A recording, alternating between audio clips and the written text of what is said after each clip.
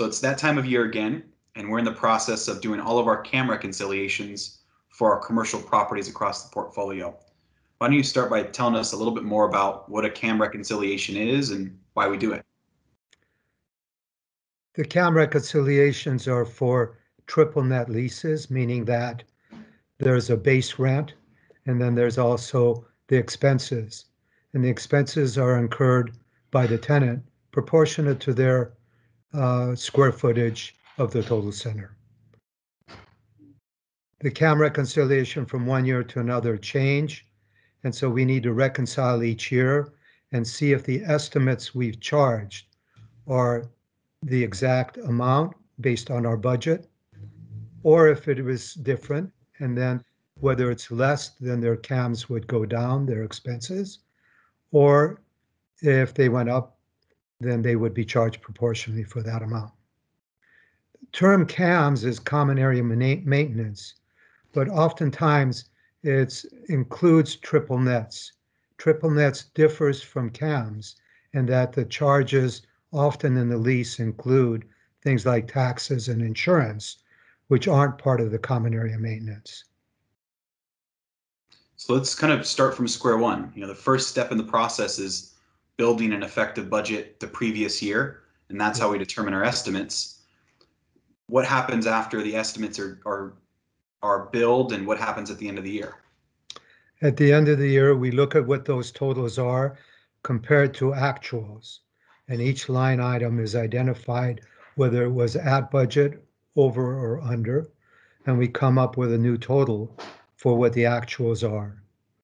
The difference between the budgeted and the actuals is what is then charged to the tenant proportionate to their square footage of the total center. So one of the biggest parts of CAM, or probably one of the things that I think is as most important, are reserves, and putting aside reserves for large capital expenses. What are some of the common reserve items that you think about when you're budgeting for a property?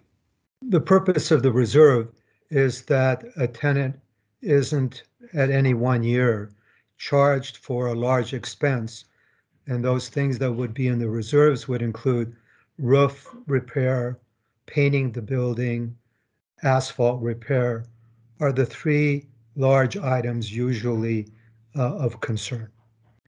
So instead of the person having to pay a very large sum in the year the work is being done, in this case, we'll anticipate what we might need in reserves so we have enough money to do those things without having to charge an extra amount for that work in one time. So you referred to the person, and I want to just make clear to all of our viewers and listeners that the person is the tenant.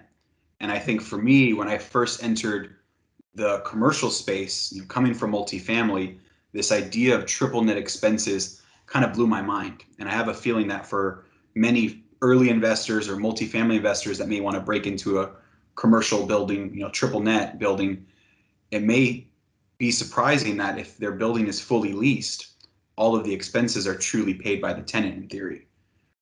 Talk a little bit more about that. Why is that the case in something like a retail center in that product type? The reason is that there's an illusion of that being the total cost, though, because there are costs that the landlord incurs when he expends money not for the common area or for the whole building, but specific to projects of renovating a unit or having to do something within the units, which isn't a common area expense. So we have to be careful with our tenants to let them know not only will they be receiving the money for the triple nets or CAMs, but not for those other expenses, and they need to budget for that as well. Good point. Good point. So the landlord needs to make sure that the landlord or the property management company that's overseeing the budget and the CAM process is not adding non-common expenses that are unit specific to those charges. And there's a specific line item and an estimate that we give each year so that it's not a surprise at the end of the year that there are such costs. Good point. Good point. So when we're budgeting for things like tax increases or vendors increases or utilities, let's talk about kind of the process that our property management team goes through. Taxes, we typically estimate a percentage increase, and every county typically has a maximum. Vendors from year to year, maybe talk a little bit more about that process and how our property managers estimate those expenses. The expenses that we have vendors do work on are based on contracts. So we know from our contracts what those amounts will be. The items that need to be looked at annually is also those expenses that are going to be anticipated that are other than the normal expenses for a center.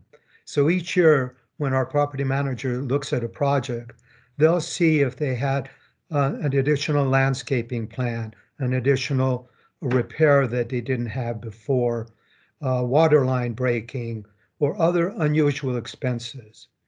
So when we look at a budget, we see those in there, and we remove that when looking at next year's budget.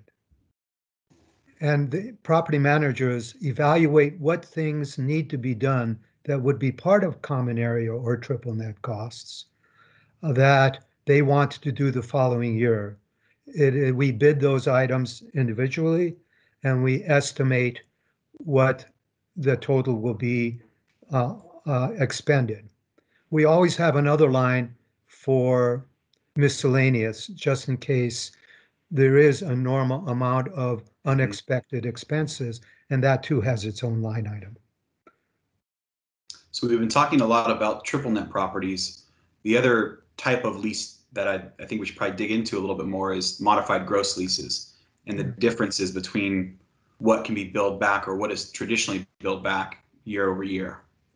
In a modified gross lease, one doesn't pay for, in the first year, anything other than their lease rate.